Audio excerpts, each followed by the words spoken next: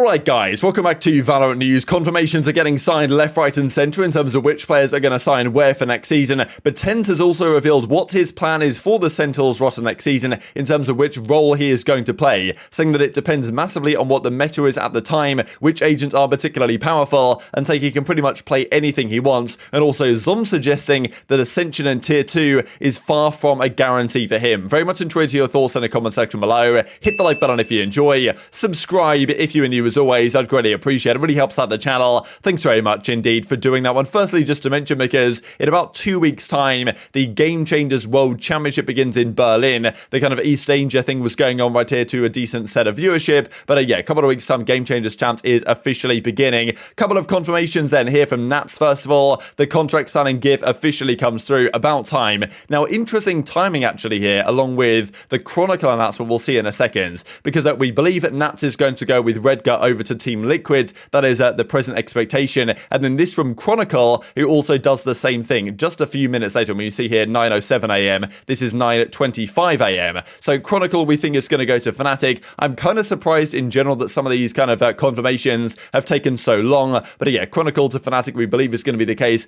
Fnatic Liquid has always been a pretty fun rivalry in the kind of Europe in general over the last year or so. When they play, it's always a good time. And well, both teams arguably get better with these changes that they made. And it's cool to see the former Gambit team getting some good offers elsewhere, and hopefully, well, they can be an absolute force going into next season. Also, whether they've quite got that clout index up and running like Sentinels have, that's a big question mark, but you know, still in terms of their raw team performance, I think many people are putting both Fnatic and Liquid in and around the ballpark of being the absolute S tier, top of A tier team going into next season. So understandable, but yeah, those deals are apparently now signed and ready to go going forward. This from EU, just real quick, as he says right here, I mean, here he is in Radiant, smoking people unfortunately for the loss alongside Vanity and Co on his team last night in ranked. But you know, there's questions about guys like EU and others and Xander and all these players from tier 2 that should find themselves in tier 1 at some point, but maybe will require a little bit of poor work ethic from some of the top guys. Now, this is also worth mentioning here from Disguised Toast, who apparently is looking to start a team.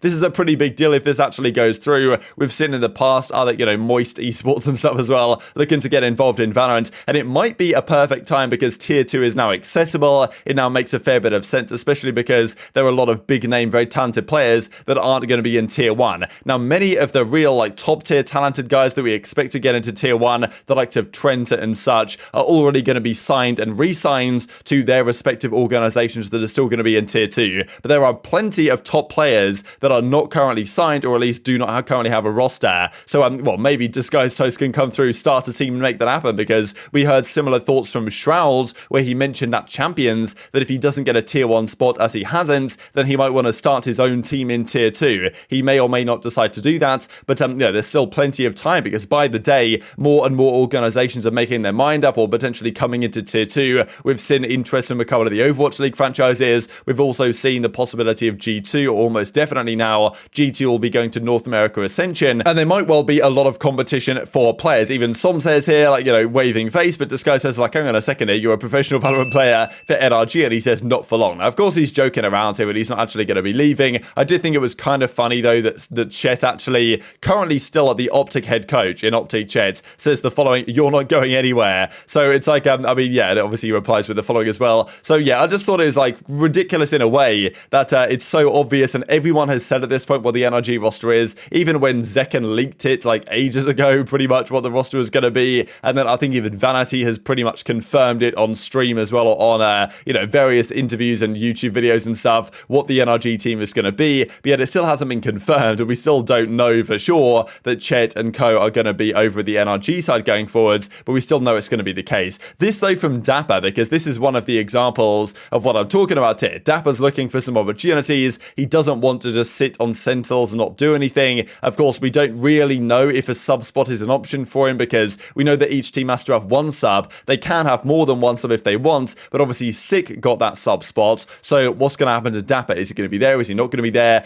Ideally for dapr and ShahZaM and others on the kind of former Sentinels team, they want to find a spot elsewhere. And ShahZaM said just a couple of days ago he wants to leave Sentinels. He wants to join a tier 2 team, but which team he joins is very much up in the air. And even if that organization as yet is even said they're committed to tier 2, because, you know, orgs like OpTic, right? I mean, he was even on OpTic ShahZaM a few years ago on their CSGO team briefly, we don't know what their plans are for tier 2. So dapr is looking to get involved potentially in Toast's team here for next season. So that is certainly an exciting prospect as well. And as I say, it's only a matter of time here until FNS, SOM, and etc. are officially confirmed over on the NRG franchise for next season. Let's talk Sentinels then and their situation, because again, with all their former players, a lot of their former players struggling to find spots for next season or kind of wondering where they will be, TenZ is in an interesting spot now because the team effectively is set up for TenZ to succeed. That seems to be the situation as it stands, right? With, they just tried to build around TenZ. They obviously, because there were some questions whether they should or should not have done, but they made the call. They're going to double down around TenZ. Makes sense for sure, but what role is he going to run? Is he going to be on the chamber? Is he going to be on the jet? What exactly is the plan? And TenZ seems in this video here in a second very confident in his ability that he's he's going to be absolutely frying this season. He's going to be delivering the goods, and he certainly reckons here that he can run pretty much anything. There's just 2 agents and kind of one particular role in terms of anchoring that he doesn't think that he's suited to, but outside of that, he reckons he can do absolutely anything and certainly will be doing whatever it is required for them to win next season. Honestly,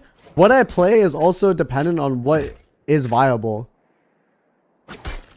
Like, if Chamber's Giga broken still, I'm sure there are gonna be some maps that play Chamber. If Chamber's completely removed out of the meta, think about like characters I play. I can play basically any character, because I can like learn a character, and I learn it really fast. Okay, so I've played a few roles. There's only one role I absolutely hate, and it's hard anchor. I can't play hard anchor. I'm really bad at it. Naturally, I can't sit still, and I'm really bad at holding angles. So it's like 2 things that are just like not good with like my personality. And so like I can play a rotator with util. I can play a hard entry. I can play like a second in. Like, there's a bunch of stuff I've done. I basically on the previous Sentinels team, I played hard entry. At our peak, actually, I played second in. It was actually Hunter who was doing like hard entry with like Phoenix.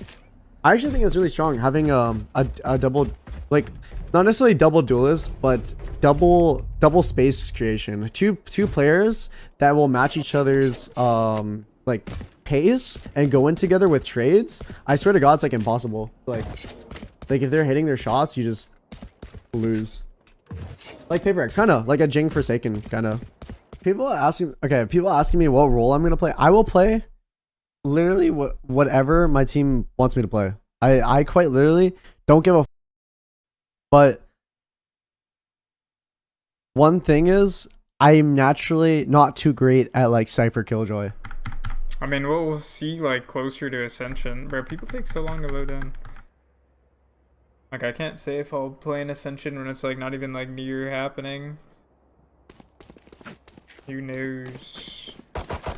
The other clip I shared there was on Zombs. We'll discuss that here in a second. But just to mention here from TenZ, because, I mean, yes, in the last 90 days, all he's used was Chamber, right? At the end of last season on Sentinels, finally got on the Chamber bandwagon, did a pretty solid job on it, of course, but in terms of the rest of the team, wasn't looking so good. You look at TenZ's entire career, though, of course, it's mainly going to be on the Jet, the Reyna, even the Raze, and then Chamber only very recently he actually decided to use. But look, he seemed very confident in that video, right? That he has the ability to run pretty much anything, and all he needs to do is take a bit of time to learn a new agent and he'll be able to do exactly that. We don't know, of course, what the meta is going to be like for next season. This is one of the exciting things about some of the teams that are being formed. Of course, Ye is going to be fantastic with whatever, but the likes of Cryo, and okay, Cryo I think is going to be good no matter anyway, but there's certain players that they're super good on certain agents, and then when those agents disappear out of the meta, their kind of impact goes down a bit, right? And I think we saw that to some degree with TenZ and when Jet was gone, but you could argue it was also in team circumstances. The team wasn't looking so good anyway. The kind of culture and the chemistry fell off a little bit, you could argue, as to the results. So maybe it wasn't TenZ falling off without the Jets, but more so just the entire team dynamic kind of went a bit downhill after their early success in 2021. Maybe a similar story could happen to other teams, and if the meta does change again, is TenZ best suited to that? He certainly thinks that he is. The other point that I wanted to talk about, of course, was Zombs, just because with Sassy and Pancada coming in instead and now trying to set up TenZ in a better position in whatever role that TenZ is going to run, as I say, right now it would be the Chamber, right? That would be an absolute guarantee. But there's no guarantee that that's what isn't required, and that maybe they have to change things around because Chamber might get nerfed massively within a couple of months for the new season. It wouldn't be a surprise at all to see like the meta look very different for the start of next year if Chamber does get a significant nerf. We've seen agents that have dominated the meta in the past, Astra and the like, get changed significantly. New agents come through. Chamber is currently the staple, will be used right now by its TenZ in scrims and such, but may not be used by the time the season actually begins. That's why flexibility is crucial, and Sentinels find themselves in a decent spot for stuff like that. What do you think Zombs is going to do though? Because in a similar position to ShahZaM in some ways, wants to compete in Ascension and Tier 2, but isn't sure that the opportunities will be there. He doesn't know as yet what opportunities there are, which organizations are going to get involved, and many orgs that are looking to get involved and build a team from scratch, which is probably what the likes of Zombs would want to do. They might not even be in yet or have really revealed their intentions, because there is a long time until those teams have to get decided, and therefore, well, Zombs is definitely keeping his eye on his watch, I suppose, for any offers to potentially come through the post. And of course, Stewie2K here was joking around, but a good argument here as well from Stewie2K that, look, he wants to go pro, he doesn't know how to, he says, but,